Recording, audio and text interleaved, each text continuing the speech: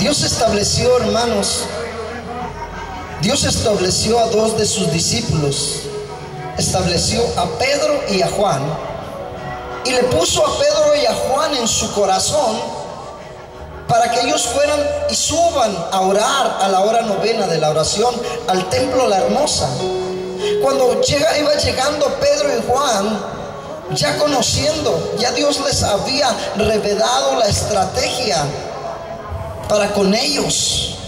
Cuando tú estás en un lugar, hermano, y naturalmente estás hablando, pues tú hablas lo que tú sientes, lo que piensas, lo que quieres, como puedes, con tu sabiduría humana, ¿sí me entiendes? Pero cuando empieza a descender la presencia de Dios, o cuando empieza el Señor a hablarnos a nuestros oídos, nos empieza a delegar responsabilidades, nos empieza a enseñar la estrategia que Él tiene para un lugar, para las personas, gloria a Dios, amén, o para una congregación, o un templo, o los líderes. Entonces Dios empieza a hablarle a tu oído, te empieza a dar la sabiduría, tú empiezas a entender lo que Dios quiere hacer, y entonces tú te encaminas a lo que Dios quiere hacer en las vidas. Pero ya no eres dirigido por tus pensamientos o por lo que tú estás sintiendo, sino estás ya siendo dirigido por la autoridad suprema, su nombre, Jesucristo de Nazaret. Y Jesús, hermano, Jesús empieza a establecer su objetivo sobre las personas. En este caso, Dios ya había determinado que iba a entrar a la iglesia con poder. Dios quería cambiar la liturgia de la iglesia o del templo La Hermosa. Y Dios ya lo había establecido. Y Dios ya le había establecido a Pedro y a Juan lo que Dios quería hacer en esa iglesia. Por eso Pedro y Juan se encaminaron con propósito de Dios al templo La Hermosa. Y cuando ellos empezaron a subir el monte en donde estaba establecida la iglesia o el templo La Hermosa, ya ellos iban pensando lo que iban a hacer. Dios les había revelado que ya había una persona que sería el intermediario entre los que están adentro y los que están afuera. Porque si Pedro y Juan hubiesen entrado directamente a la iglesia, no hubieran recibido esa nueva doctrina o esa liturgia que traían de parte de nuestro Dios. Se hubieran quedado afuera, no los hubieran dejado entrar al templo. ¿Sí me entienden? Porque ellos no, hay unas iglesias, hermanos, que están establecidas por el hombre, que están dirigidas por el hombre, no por Dios. Y si Dios quiere hacer algo, tiene que traerlo de afuera hacia adentro para meterlo. ¿Sí me entienden? En este caso, Dios ya había establecido sobre el templo La Hermosa la estrategia para un cambio radical sobre esa iglesia.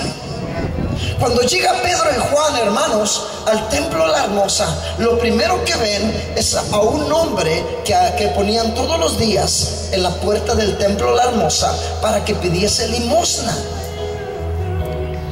Ahí es cuando ellos llegan, y ahí es donde empieza el tema. ¿Se me entiende? Es donde ellos llegan y se acercan a aquella persona. Las personas que estaban allá adentro, hermano, ya era rutina que todos los días miraban al hombre cojo, porque era un hombre cojo de nacimiento. ¿Sí me entiende? Que lo ponían en las puertas del templo La Hermosa. Y los que entraban al templo La Hermosa, lo que hacían era esto: agarrar monedas y dársela. ¿Sí me entiende? A ver, en cualquier cosa que le pudieran ayudar. Lo estaban ayudando económicamente, lo estaban ayudando materialmente. Pero si tú vas a los médicos te dicen que no hay remedio para esas personas, que no, es imposible rotar el tobillo por completo. ¿Sí me entiendes? Es imposible, te digo, porque aquí Dios sanó a una persona que tenía la mano toda así, volteada. Y ahí, precisamente ahí, con nuestro hermano Raúl. ¿Ya se fue nuestro hermano Raúl? Bueno, ya se fue. Aquí estaba nuestro hermano Raúl. Allí había un médico Y le enseño el video, lo que Dios había hecho en una de las personas aquí en la misma célula de Juárez 5. Y el médico que estaba ahí dice, eso que estoy viendo yo es imposible. ¿Por qué es imposible? No, eso es imposible. Eso quirúrgicamente no se puede hacer. Yo como doctor, cirujano, nunca hubiera podido hacer eso. Por más operaciones que le hubiera hecho, nunca lo hubiera podido rotar. ¿Alguien está aquí? Es algo que solamente Dios puede hacer, hermano.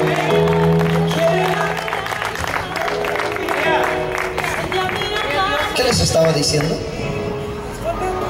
Antes de eso. Mande. ¿Que le cambiaron las bujías? Que las personas que iban a la iglesia le estaban ayudando económicamente al cojo y no lo pasaban. Sí, le estaban ayudando económicamente. Le estaban ayudando como ellos podían ayudarle. ¿Cómo? Naturalmente. Porque era una iglesia natural. ¿Sí me entiende? Era una iglesia que se movía en lo natural, no en lo sobrenatural divino. Y Jesús quería entrar a esa iglesia, porque esa iglesia hablaba de Dios, alababa a Dios, oraba a Dios. Pero esa iglesia no tenía una comunión directa con Dios. Leía la escritura, la palabra de Dios, pero no conocía al Dios de la palabra. Oraba al Padre, pero no conocía al Padre. Solamente sabía que Él existía y a Él iban las oraciones. Pero Dios quería acercarse más a esa iglesia. Dios se quería acercar más a ese templo. Dios quería entrar en esa iglesia. Como ahorita está tocando mucho las puertas de muchas iglesias que aún no lo dejan entrar.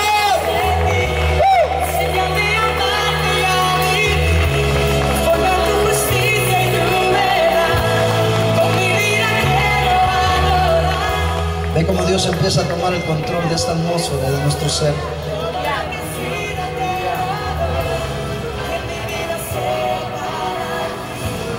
Es por ello, hermano, que cuando el hombre cojo ve a Pedro y a Juan, lo primero que el hombre cojo espera naturalmente recibir algo de plata, de un denario, una blanca, oro, cualquier cosa, porque él se movía en el ámbito natural.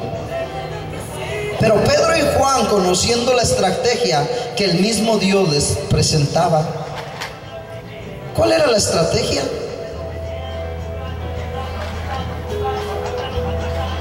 Bueno, ya se las dije, ¿verdad? Mas sin embargo, Dios planeaba todo desde afuera.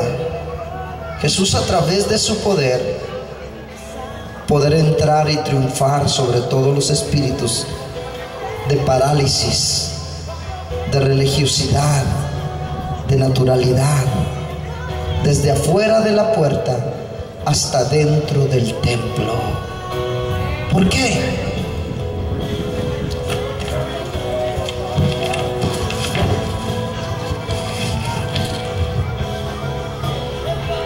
Porque usaría a ese hombre que aquellas personas le vieron por muchos años, desde pequeño, desde mediano, desde adolescente, desde joven, ahora desde adulto. A esa misma persona que ellos ayudaban económicamente, le apoyaban físicamente, Dios iba a utilizar a esa persona para poder entrar en el templo La Hermosa. ¡Aleluya! ¡Gloria a Dios! Cuando pienso como así, ya está todo de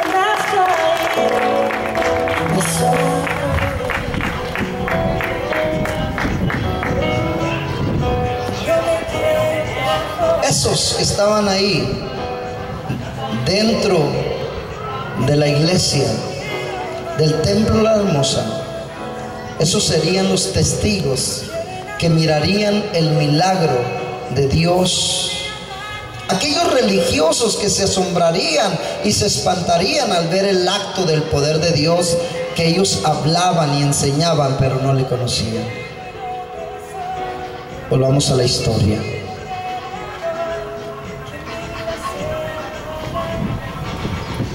Tú sabes que aquel hombre cojo, para poder ser sano, necesitaba ser persuadido.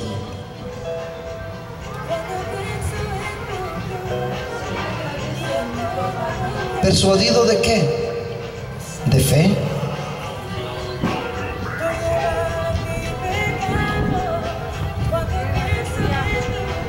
Pero ¿cómo podría ser persuadido aquel hombre, el cual toda su vida había sido de esa manera? ¿Cómo puedes persuadir a una persona que por años y años y años ha estado enfermo de la misma enfermedad, o que ha sido esclavizado o atormentado por una enfermedad o por un problema físico o mental? ¿Cómo tú puedes persuadirlo si no tiene fe? Porque al verse esclavizado, al verse atemorizado, al verse atado a ese espíritu de enfermedad por años y años y años, lo que hacen las personas es que doblan sus manos. ¿Y qué pasa cuando doblan sus manos? Entienden en su corazón que así van a ser muertos, así van a morir, que nunca van a conocer el milagro de Dios sobre su vida, la sanidad o el cambio o la liberación sobre ellos. Aquel hombre estaba acabado, estaba sin fe, como muchas personas, hermanos, de hoy en día. Su fe ha menguado tanto que no hay fe en su corazón. ¿Por qué? Porque han sido abatidos, han sido robados, han sido destruidos, casi muertos, y su fe se ha desgastado. ¿Qué es lo que Dios podría usar cuando hay una persona que no tiene fe? ¿Qué es lo que Dios puede hacer cuando ve que una persona está muerta espiritualmente? Pues tiene que soplar sobre ella para que ella pueda tener vida. Aleluya.